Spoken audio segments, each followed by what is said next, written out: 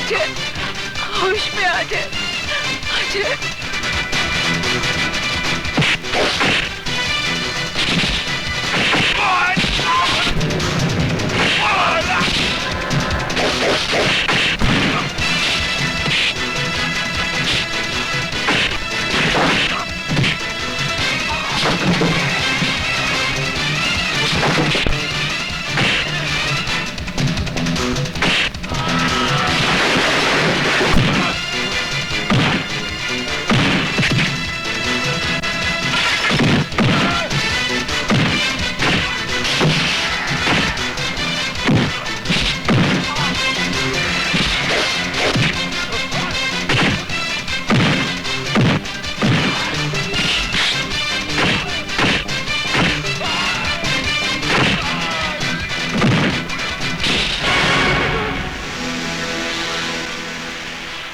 कोई जो हमें इस बस्ती से निकालना चाहता है, अगर है तो सामने आए। मैं कहता हूं सामने आए। कोई जुर्म नहीं किया था मेरे बाप ने, एक बेगुनाह को फंसाया गया था और उसकी बेगुनाही मैं साबित करूंगा। मैं। और कान खोलकर सुन लो, आज के बाद मेरी मां के खिलाफ किसी ने एक शब्द भी कहा तो उसका भी यही हश्र होगा।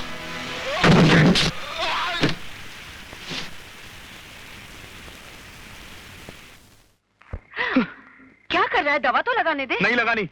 अरे पर खून बह रहा है बेटे। तो बहने दो ना, तुझे इससे क्या? बेटा समझती तो मार बेटे मुझे इस तरह छोड़कर नहीं चले आते। तू समझता क्यों नहीं?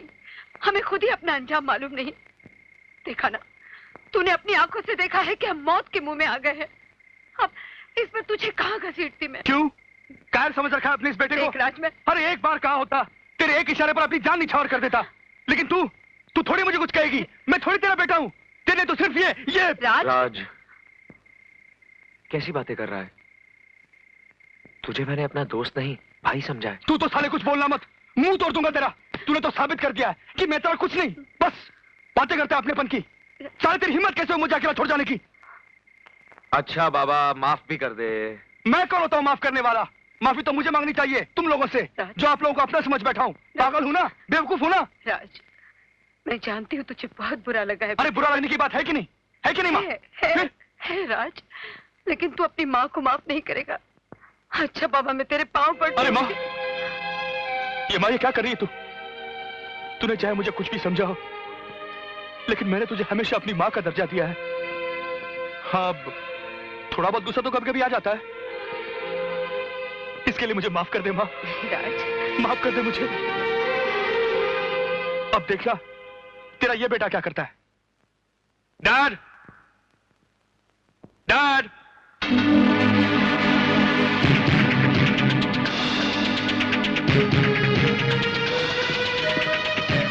नमस्ते अंकल। नमस्ते। डैड, ये है मेरा दोस्त अजय, जिसके बारे में मैंने आपको बताया था। ओह, तो तुम हो डॉक्टर रवि मल्होत्रा के बेटे? जी हाँ अंकल, आप तो जानते होंगे मेरे पिताजी को। नहीं, मैं उन्हें नहीं जानता और ना ही कभी उनसे मिला हूं, लेकिन उनके बारे में सुना जरूर था, क्योंकि उनके साथ जब वो हादसा हुआ तो उसके 1 या 2 साल बाद मैंने वो हॉस्पिटल ज्वाइन किया। खैर, कहो मैं तुम्हारी क्या मदद कर सकता हूं? मैं उस हॉस्पिटल में एडमिट होना चाहता हूँ। एडमिट होना चाहते हो? लेकिन किस लिए? मैं अपने तरीके से साबित करना चाहता हूँ कि उस हॉस्पिटल में ह्यूमन ऑर्गन्स की स्मगलिंग होती है। ह्यूमन ऑर्गन्स की स्मगलिंग? What nonsense! तुम क्या समझते हो कि इतने बड़े अस्पताल में इस किस्म के गैर कानूनी धंधे होते होंगे? It's impossible. लेकिन ये सच है अंकल, उस हॉस्पिटल में ऐसा होता है। मैं 16 साल से इस अस्पताल में काम कर रहा हूं और मैंने आज तक ऐसी कोई बात नहीं सुनी। और कौन करेगा इस किस्म की गिरी हुई हरकतें? राय बहादुर। राय बहादुर? तुम्हारा दिमाग तो सही है, तुम जानते ही क्या राय बहादुर के बारे में? इस शहर की सबसे बड़ी हस्ती है वो, लोग देवता की तरह पूछते हैं उन्हें। डैड, मैं जानता हूँ आप ठीक कह रहे हैं। अगर अजय अपने दिल की तसल्ली करना चाहता है तो करने दीजिए इसे। देखो राज, इस मामले में डैड, कम ऑन। ठीक है, तुम कहते हो तो मैं इसे एडमिट करवा देता हूं, लेकिन एक बात का ध्यान रहे, तुम्हारी किसी भी हरकत से मेरी पोजीशन पर आंच ना आए। आप बेफिक्र रहें, ऐसा कुछ नहीं होगा। Okay, thank you dad. चलो सर। मजाक छोड़िए ना अंकल, इनको क्या बीमारी है बताइए ना। मैं बताता हूं, इनके दिमाग में कीड़े हो गए, उसी का इलाज करवाने आए।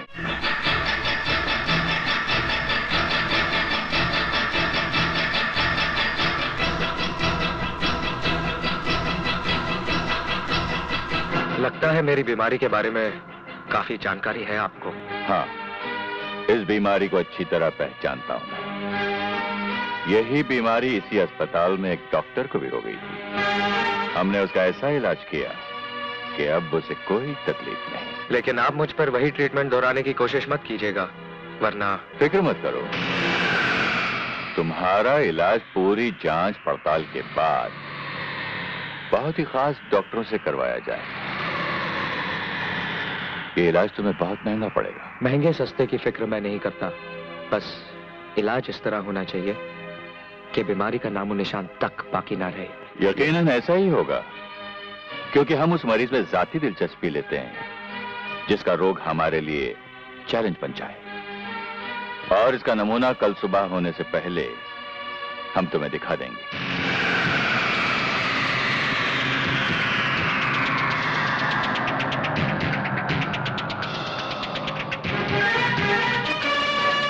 God bless you, my son.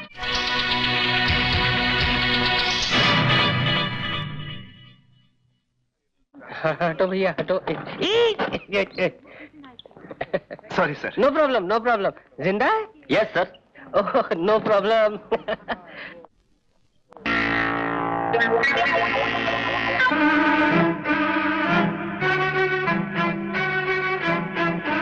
लगता तो यही है, लेकिन ये अस्पताल में क्या कर रहा है? लगता है राय बहादुर का आदमी है। पूछना पड़ेगा।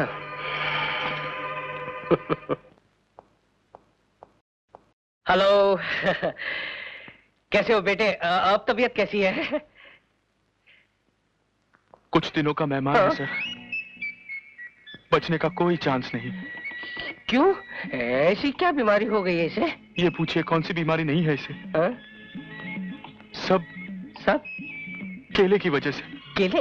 केले की वजह से? 1 दर्जन केले खा लिए। 1 दर्जन केले? सर्दी हो गई। सर्दी? सर्दी का इलाज कराया। हाँ। तो बुखार हो गया। बुखार? बुखार की दवाइयां ली। हाँ। तो टाइफाइड हो गया। टाइफाइड? टाइफाइड से निकला। हाँ। तो मलेरिया हो गया। मलेरिया? मच्छर बहुत है ना। फिर आगे क्या हुआ? पेट में दर्द शुरू हो गया सर। फिर एक्सरे करवाया। एक्सरे करवाया तो अपेंडिक्स। अपेंडिक्स कटवाया। हाँ। तो किडनी फेल। किडनी?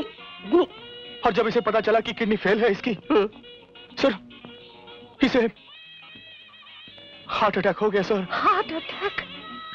डॉक्टरों ने कहा। क्या कहा? डॉक्टर ने क्या कहा? कि इसे एड्स है सर। एड्स है इसे। और सब केले की वजह से सर। केले की वजह से। केले की वजह से?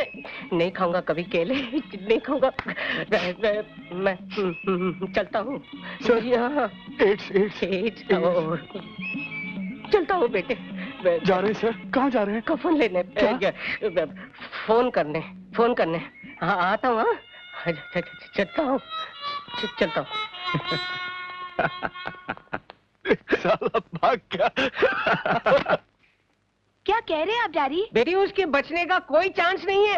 अरे मैंने उसे देखा है, अच्छी खासी बीमारियों का गोदाम है उसका शरीर। आपको जरूर कोई गलतफहमी हुई होगी, हो सकता है वो कोई और हो। वो वही है जिसकी तस्वीर तुमने मुझे दी थी। मेरी तो कुछ समझ में नहीं आ रहा डैडी, आप वहीं रुकिए, मैं हेलीकॉप्टर से पहुंचती। नहीं बेटी वहाँ नहीं, यहाँ इस तरफ। डैडी आपने तो कहा था उसे ढेर सारी बीमारियां हैं। या तो उसे आईसीयू में होना चाहिए था। ये जनरल वार्ड में कहाँ ले आए हैं आप? बेटी उसे बहुत सारी जनरल बीमारियां हैं। Oh my God! ये रहा। चलो। अजय, अजय, पूजा तुम? मुझे डैडी ने बताया कि तुम हॉस्पिटल में हो। कौन डैडी? राय बहादुर? नहीं मैं हूँ इस बदनसीब बेटी का बाप। बेटे अगर तुम्हारा 1% बचने का भी चांस होता ना तो मैं अपनी सारी दौलत तुम पर लुटा देता, अपना प्रेस बेच देता, अपने आप को बेच देता, लेकिन तुम तो गॉन केस हो बेटे। Daddy. Oh I am sorry. नहीं, एड्स। बताओ ना अजय, क्या हो गया है तुम्हें? मैं बताता हूँ। राज तुम यहाँ? हाँ, इसे गुप्त रोग है। आप लोग मेरे साथ आइए, मैं आपको समझाता हूँ समस्या क्या है। आइए। चलो बेटी चलो। God bless you my son. Sorry, please don't mind. फिर 1 डजन केले। खाओ खाओ, अब क्या फर्क पड़ने वाला। अच्छा, तो ये कहानी है, इसलिए तुम दोनों को ये ड्रामा खेलना पड़ा। और ये साला लाल बहादुर राय बहादुर अस्पताल की आड़ में ये गुल खिला रहा है।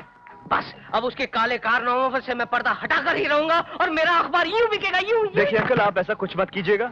अभी अभी हॉस्पिटल में दाखिल हुआ है वो, उसे ठोस सबूत ढूंढने दीजिए, उसके बाद आपको जो लिखना है अखबार में लिख लीजिएगा। राज ठीक कह रहा है डैड, आपकी एक गलती से अजय के किए कराए पे पानी फिर जाएगा। ठीक है, तो अभी हम कुछ नहीं करेंगे। केले ले चाय के साथ केले, ये कैसा कॉम्बिनेशन है? क्यों, आपको कोई एतराज है? नहीं, मुझे क्या। खा ले बेटे, खा ले, अस्पताल पूरा खाली पड़ा हुआ है। चाय एक मिनट, रुकिए, आप जरा चाय बनाइए। हाँ जरूर। रहने दो, मैं बना नहीं देता अंकल, हूँ। दीदी ने बनाने दीजिए, बहुत अच्छी चाय बनाती है, बहुत अच्छी चाय बनाती है, बनाइए ना। Oh sure. 2 चम्मच चीनी, मुझे मीठा बहुत पसंद है। दूध भी डालिए ना। जी डालती हूँ। जरा हिला दीजिए ना। अच्छा।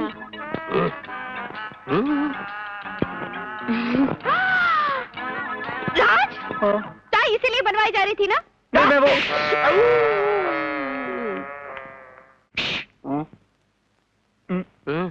क्या?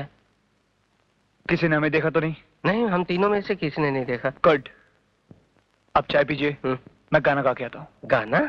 Yes, attack. ओके। तुमने हमारा काम और भी आसान कर दिया। अब शाम के अखबार में एक तस्वीर छपेगी जिसके नीचे बड़े बड़े अक्षरों में लिखा होगा कि राय बहादुर ने अखबार के एडिटर को सच्चाई लिखने पर जान से मार देने की धमकी दी।